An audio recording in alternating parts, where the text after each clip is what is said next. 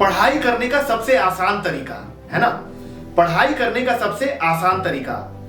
Dear friends, लोग मुझसे पूछते हैं और लोग ये भी कहते हैं कि सर आपने 550 के ऊपर किताबें पढ़ी हैं और आपने 2 बुक लिखी है, इस लेवल का कंसंट्रेशन और फोकस कैसे आता है?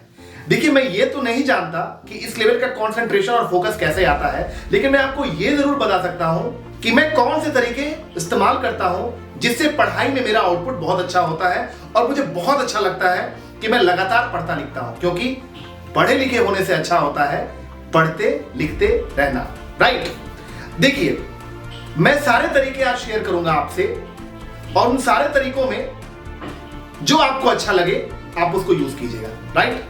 पहला तरीका, the power of self awareness. देखिए, पावर ऑफ सेल्फ अवेयरनेस एक पावर स्टेप है।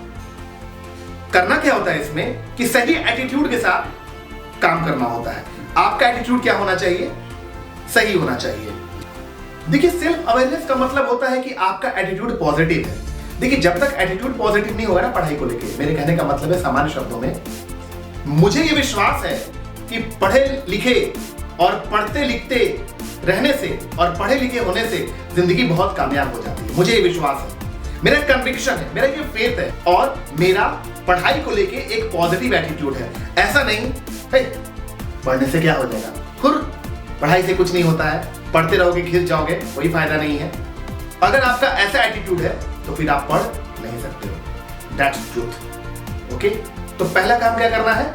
सेल्फ अवेयरनेस को क्रिएट करना है खुद के भीतर, स्पिरिचुअल अवेकनिंग को लेकर आना है पढ़ाई से रिलेटेड। और पहले आपको ये एक्सेप्ट करना होगा कि नहीं, पढ़ाई बहुत खूबसूरत चीज है, बहुत अच्छी चीज है। दूसरा step, the power of involvement. देखिए, 70% हमारी जो सक्सेस होती है ना, 70% हमारी सक्सेस कहां पर होती है?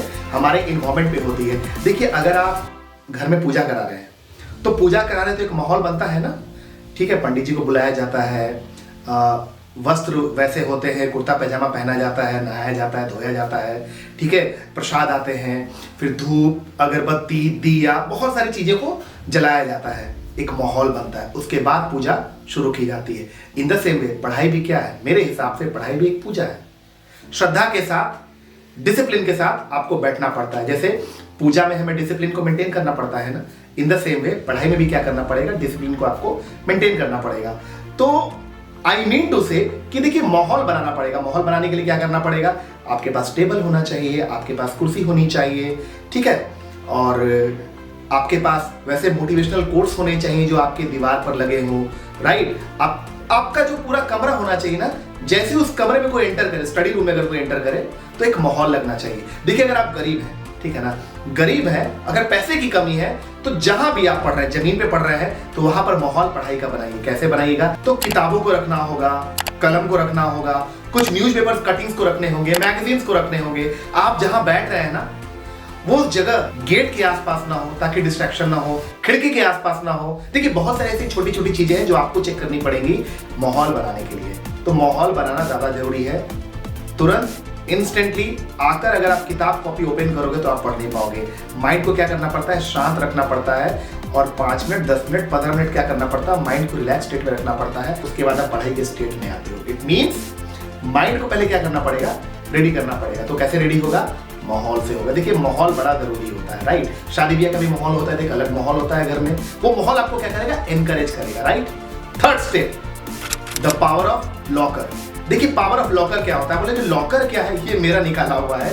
देखिए, मैं क्या करता हूँ, जब कभी मैं पढ़ता हूँ ना, तो अपने मोबाइल को साइलेंट मोड में करके मैं लॉकर में लॉक कर देता हूँ। यस, अपने मोबाइल को साइलेंट मोड में करके मैं कहाँ रख देता हूँ? लॉकर में रख देता हूँ। और कभी अगर जरूरी इंपॉर्टेंट कॉल्स है, मुझे पता है कि आज इंपॉर्टेंट कॉल्स आएंगे, तो अपने मोबाइल को बहुत दूर रखता हूँ अपने से, अपने कमरे के सेकंड कॉर्नर, एंड कॉर्नर पे मैं रखता हूँ ताकि मैं डिस्ट्रैक्ट ना हो सकूं। ये आपको करना होगा, ये तो सेक्रीफाइस आपको करना ही पड़ेगा, तभी आप डेडिकेटेड होके पढ़ाई कर सकते हो। चौथा step, the power of group study. देखिए, ग्रुप स्टडी का बहुत बड़ा इंपॉर्टेंस है। ग्रुप स्टडी का मतलब यह नहीं होता है कि आप आपस में गॉसिप कर रहे हो, आप प्लेजर ले रहे हो, आप एंटरटेनमेंट कर रहे हो अपने आप को। ये मत कीजिएगा, ये कभी नहीं कीजिएगा। देखिए, ग्रुप स्टडी का मतलब होता है सच में एक कंटेंट पे बात करना और आपके पास व्हाइट बोर्ड होना चाहिए, जहां पर आप क्या करो ना, आप पढ़ोगे, गूगल करो द लर्निंग पिरामिड, आपको समझ आएगा। लर्निंग पिरामिड में बताया गया है कि जो टीचिंग और लर्निंग का जो प्रोसेस होता है ना, वो इंटरैक्टिव होना चाहिए और पार्टिसिपेशन आपका एक्टिव होना चाहिए। कैसे होगा? जब हम किसी को पढ़ाते हैं, जब आप किसी को टीच करते हो तो आपका लर्निंग बहुत अच्छा होता है। तो व्हाइट बोर्ड में जाओ, व्हाइट बोर्ड को रखो, वहां कुछ पढ़ो पढ़ाओ और पीछे अपने दोस्तों को, साथियों को बैठाओ, एक वन बाय वन करके एक दूसरे को पढ़ाओ। आप देखो कितनी अच्छी पढ़ाई हो जाएगी, right. Fifth and last point, the power of QBS method. QBS method, ये क्या होता है QBS मेथड? देखिए, QBS मेथड का मतलब होता है question based study. Question based study. देखिए, हम कुछ भी पढ़ते हैं ना, तो क्वेश्चन आंसर्स को डिस्कस करना बहुत जरूरी होता है। अगर आप क्वेश्चन आंसर्स को डिस्कस करते हो तो माइंड में रिट्रीवल इफेक्ट क्रिएट होता है। कौन सा इफेक्ट क्रिएट होता है? रिट्रीवल इफेक्ट माइंड में क्रिएट होता है और आपका माइंड ज्यादा अलर्ट होता है। एग्जांपल से समझाता हूं। जैसे मैं अगर आपसे पूछूं व्हाट इज योर नेम, तो आप इसके पहले कि अलर्ट हो, आप तुरंत अपना नाम बता दोगे। क्यों? क्योंकि माइंड फंक्शन क्वेश्चन मोड में ज्यादा करता है, चाहे उसका आंसर यस और नो में हो या फिर उसको एक्सप्लेन करना हो। आप कई बार देखे होंगे ना कि कई लोग क्वेश्चन पूछते हैं, लोग गुस्सा आ जाते हैं, क्योंकि क्वेश्चन जब आपको पूछा जाता है ना आपसे, तो आपका माइंड मजबूर हो जाता है आंसर देने के लिए। तो QBS मेथड बहुत जरूरी है। Match the column, fill in the blanks, true false, definition, जो भी आप पढ़ रहे हैं, राइट, उसको अच्छे से पढ़े और क्वेश्चन आंसर के सेगमेंट को न छोड़े।